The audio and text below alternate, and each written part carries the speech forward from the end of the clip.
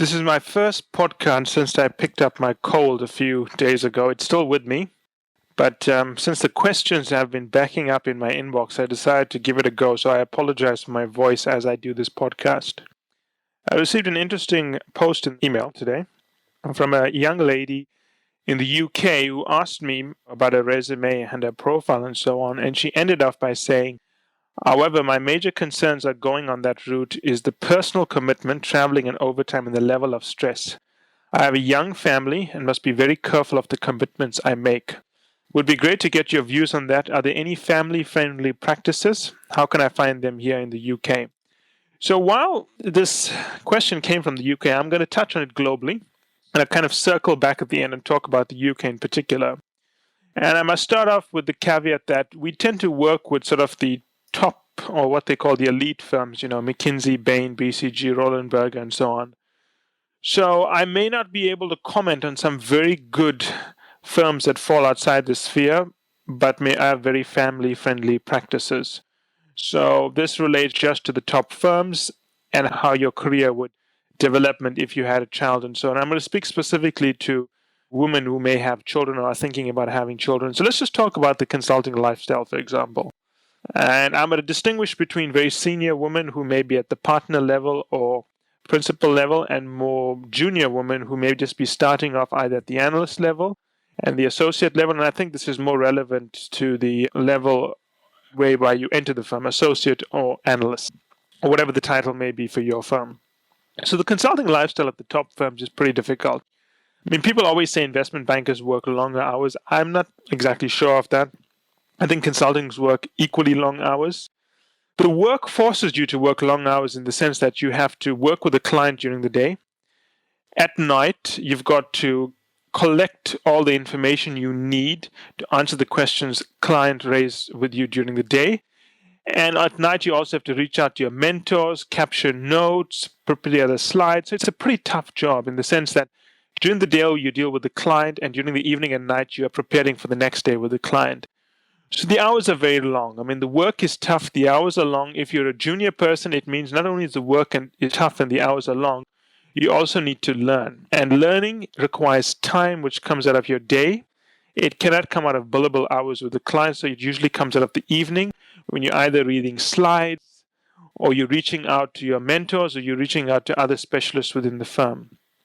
All of that takes time. A typical day when I was a consultant, and even now it would be the same because we mentor many people we place. The hours are the same. And we've just placed a guy starting in Korea, leaving in the morning, taking a flight out at 6:30 a.m., arriving on site at around 7:30 a.m., going straight to the client site, working there until 8 p.m., coming back to the hotel. He has a dinner with his team. If he's lucky, sometimes he works dinner alone.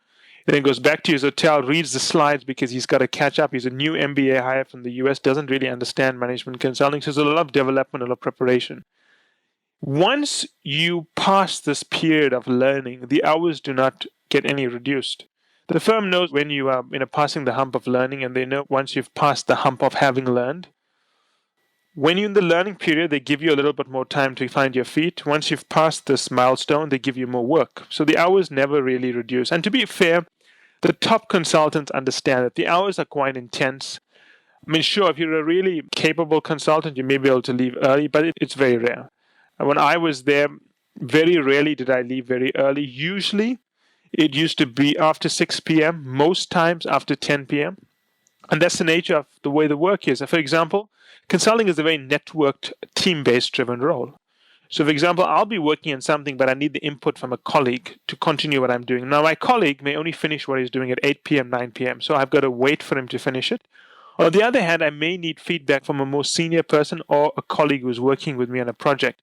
Their availability may not match my availability. So while I may want to see them at 5 p.m. before I go home, they may only be available at 9:30 p.m. And I've got to manage my life around this. So the lifestyle is very difficult. I would say most people who have kids almost never see their kids. It's a difficult lifestyle. And with regards to project travel, there's always this belief that if you have children, you may be able to manage your project so that you travel less. I would say there's a yes and there's a no part to that. I'm going to answer this in more detail later, but I'm going to just touch on this now. It is possible you could find projects where you travel less, but you must understand that your development is predicated on finding the projects you need to develop. That's the number one criteria for selecting your projects. The secondary criteria is selecting projects which matches your personal lifestyle. If you are selecting projects that match your personal lifestyle, then by default, you're not selecting projects that will match your development. And it is very likely you may take even longer to get promoted. So keep that in the back of your head when you are thinking about possibly finding projects that match your personal lifestyle. And I want to talk about the issue of having kids just to start off with. When a woman decides to have a kid, she does not discuss this with her engagement partner. It is very rare that women do this. It's just the nature of things. I mean, sure, consulting firms won't tell you that they're unhappy about it, but the nature of it is this. If you do not discuss your decision to raise a family with your firm, why would you expect the firm to give you special treatment after you've made the decision without including them? So that's the first part. And people would say I'm being harsh, but the reality is I'm not being harsh. A firm may tell you they'll treat you differently, but you need to look at McKinsey, BCG, Bain, and see how many women have successfully built their careers on the normal trajectory of growth while having children. Not many.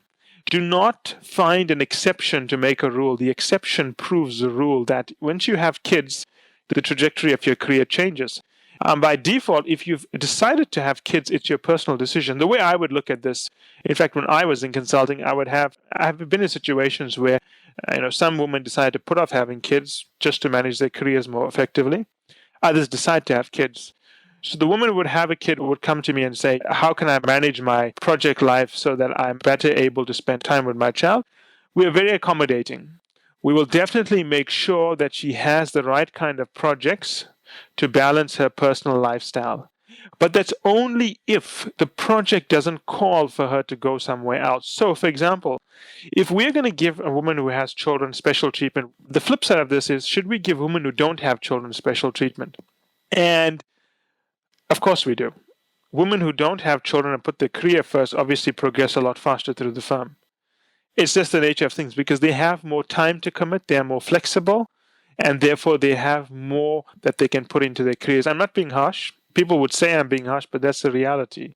If you decide to have children, you don't involve the firm. It's a personal decision. You cannot expect the firm at all times to balance themselves out to meet your personal needs.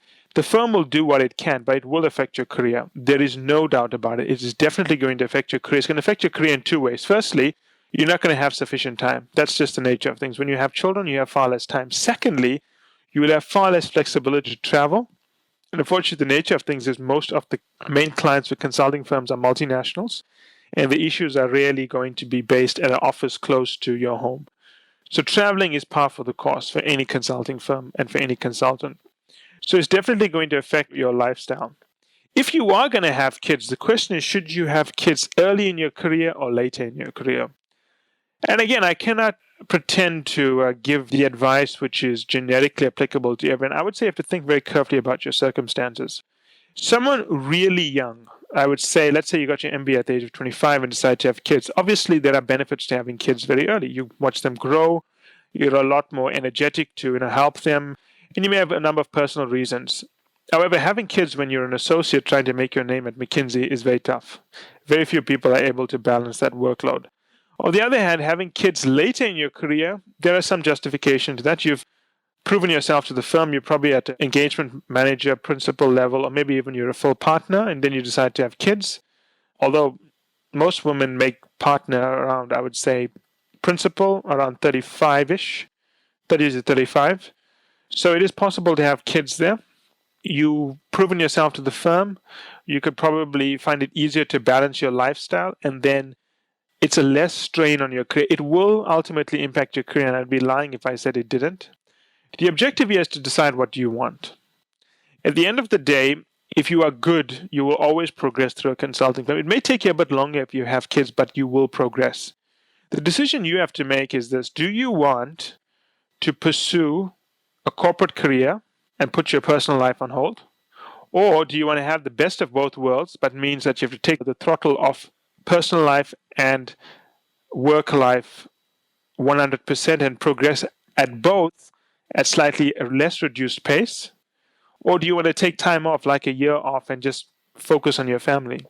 The point is this: unfortunately, it's economic supply and demand. You can't have everything.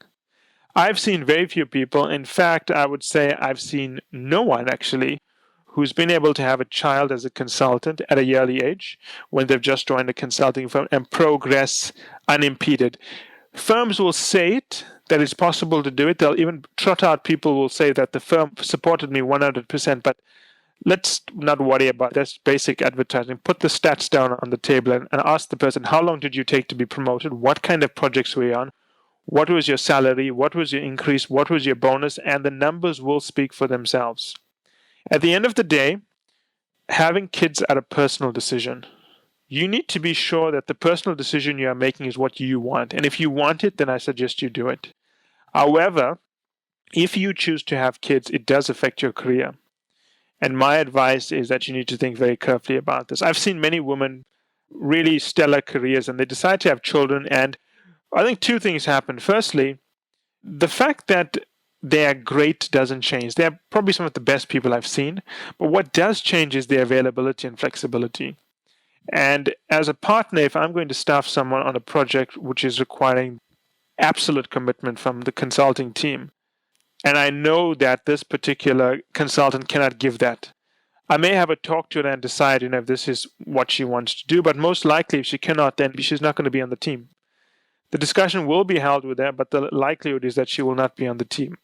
If you're not dealing with core clients, you're not dealing with what's most important for the firm. You are obviously impeding your career. So, to summarize, having kids does impact your career. Having kids is not bad. It depends on what you want personally.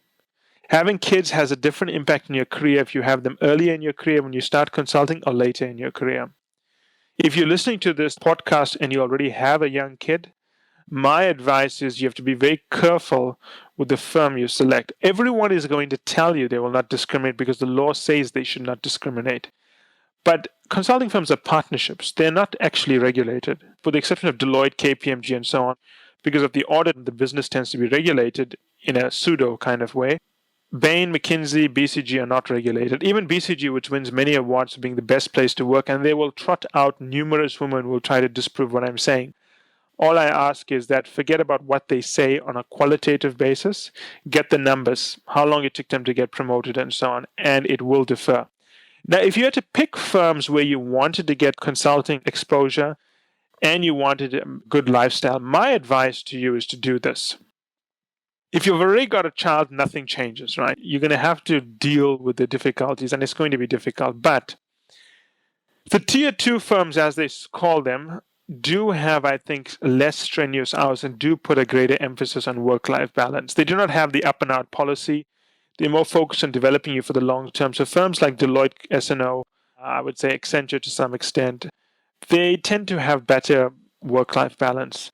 Firms like Booz, Roland Berger, McKinsey, Bain, BCG, the hours are intense. The competition is intense. The firm doesn't have to put any pressure on you. They will lay out what you need to do to get ahead. If you cannot sacrifice the time to do what's required, you will obviously know you're falling behind. They don't have to do anything. It'll become apparent that you're not cutting it. So my advice, if you do have kids and you do want to start consulting, it's not the right career for you. You won't spend any time with your kids.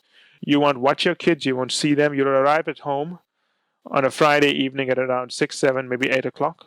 You will be so exhausted from traveling, you'll just want to do your laundry. I'm assuming your husband is working, so you're going to have to do your own laundry or get a maid to do it or something like it, or live in help. You'll be so tired from the week that on Saturday you just want to sleep late. And you just want to catch up with admin and spend some time with your family on Saturday. Sleeping late, maybe you get up at 9, 10 o'clock. You've got, on a good day, 14 hours left. Sunday, early in your career, you are going to have to do a lot of work to catch up and cut it. So Sunday, you're definitely going to be doing work again. If you've got a young child, it'll be very hard to keep up. So be very careful with the firms you pick. Irrespective of what they say, think very carefully. Nothing in life is free. If you want to have the best of both worlds, you're going to have to give up something somewhere. And that's very difficult to do when you're giving up something in a personal life and a home life. If you had to pick a firm, go for the 2 or 3 firms. Of course, the training is not as intense, but If you're really good, it doesn't matter at the end of the day. If you're really good, you will shine no matter where you go.